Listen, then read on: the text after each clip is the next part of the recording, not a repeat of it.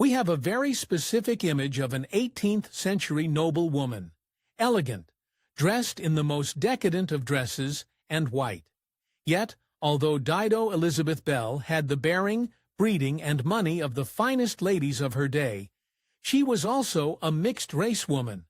Her very existence flew in the face of her culture's prejudices. But Belle didn't mind that one bit. In fact, this feisty aristocrat had one dramatic life. Dido Elizabeth Belle was born into tragedy. In 1761, the little girl came into the world in the British West Indies as the daughter of an enslaved black woman named Maria Belle. Dido's daddy was actually the 24-year-old high-ranking British officer, Sir John Lindsay, who first laid eyes on Maria when his forces captured a Spanish slave ship.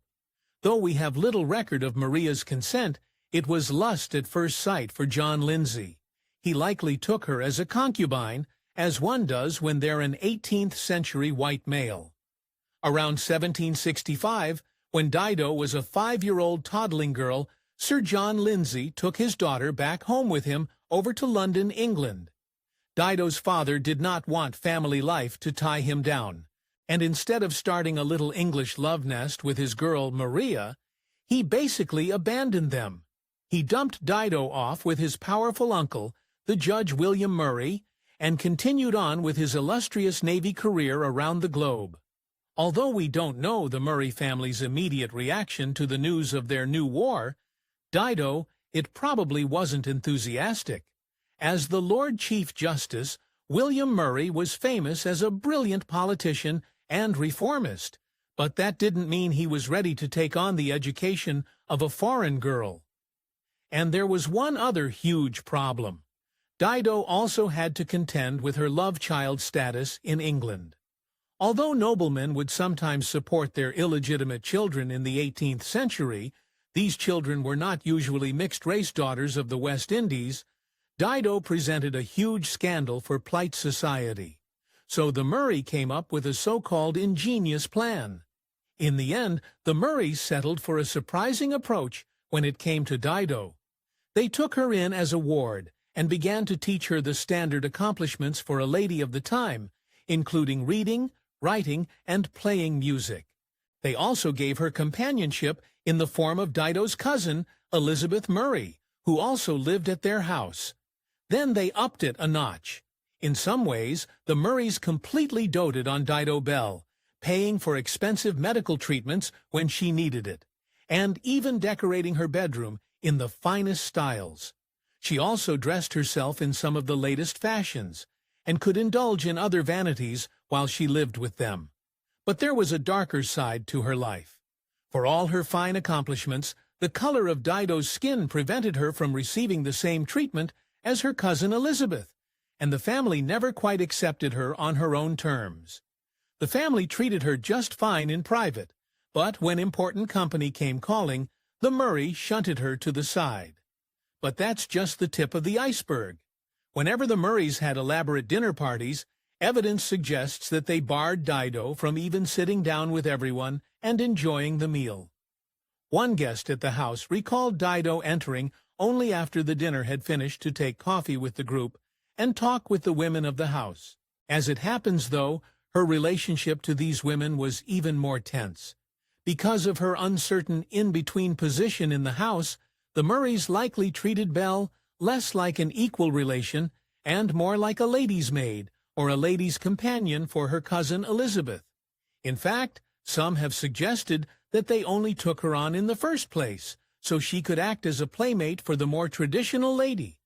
One other sore spot between Elizabeth and Dido: Elizabeth was much richer with a healthy inheritance that made her a very eligible bachelorette. Dido Belle, meanwhile, was in a much different position. She was an illegitimate child of color, yet she nonetheless had some money and good breeding.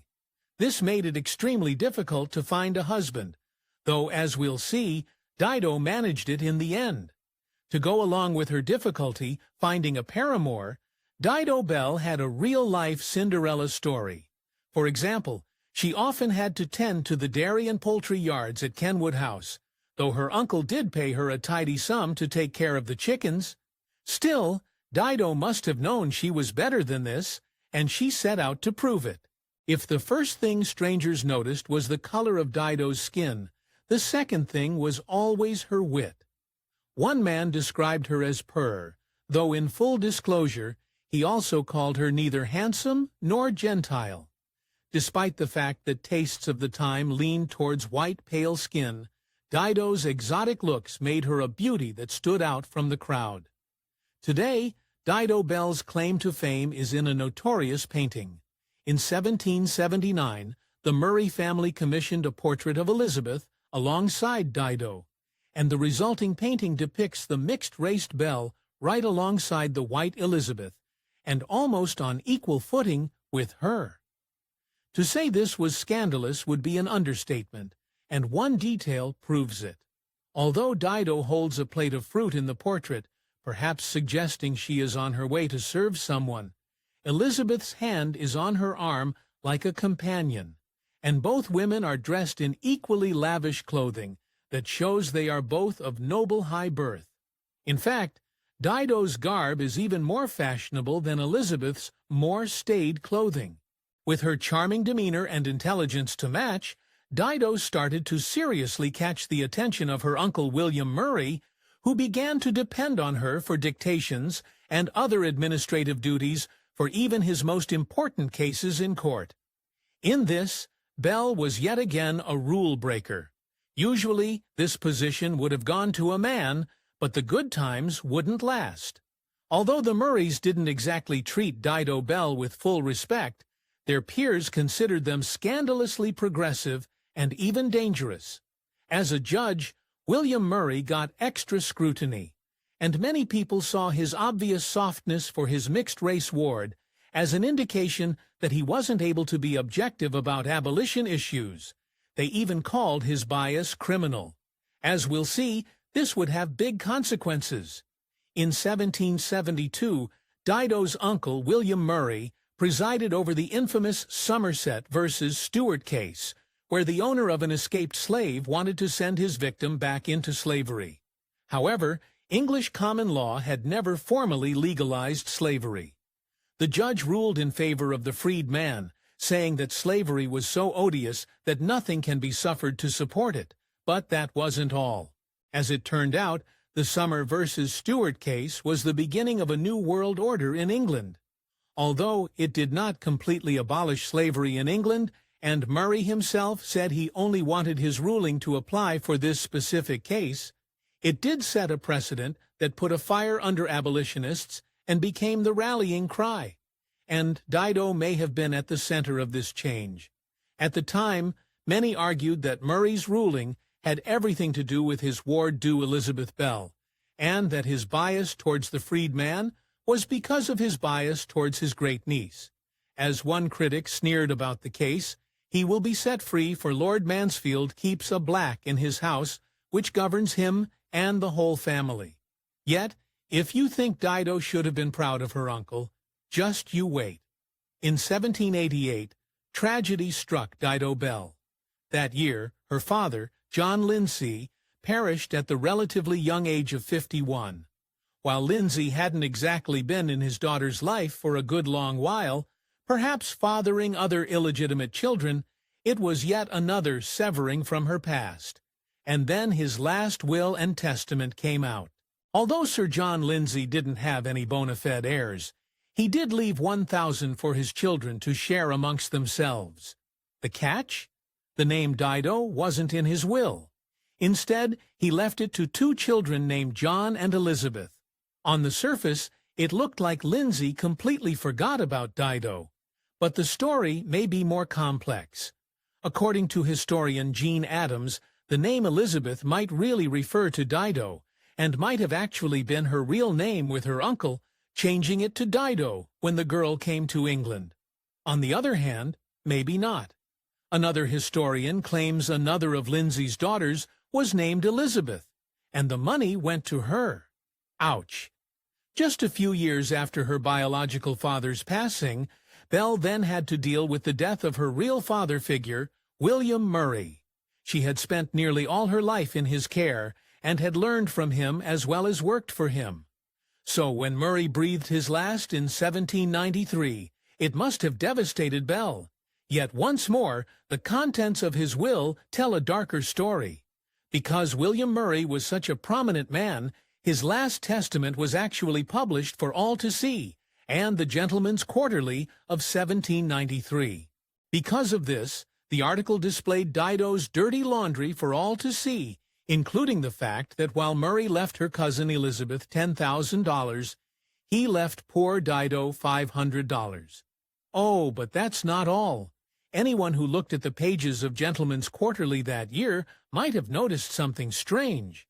In his will, the great Judge William Murray does his precious Dido Belle a supposed solid by releasing her from slavery.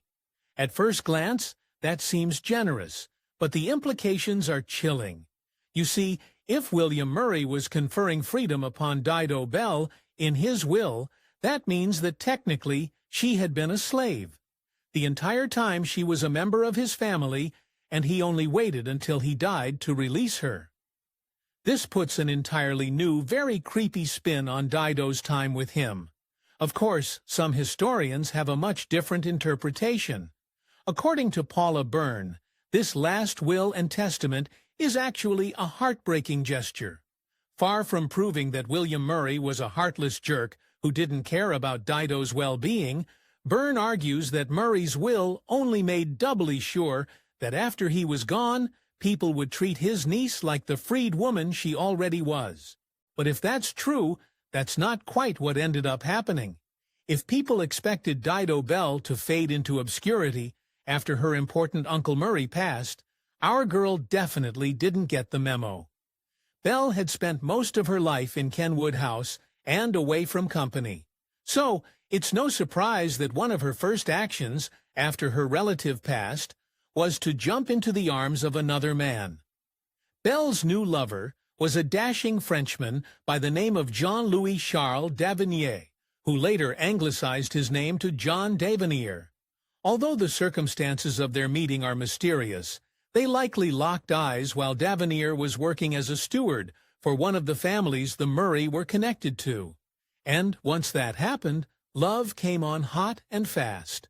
Less than a year after the passing of her Uncle William, Belle made it official with her new man, tying the knot with d'Avenir on December 5, 1793, in an idyllic ceremony in their local parish at St. George, Hanover Square.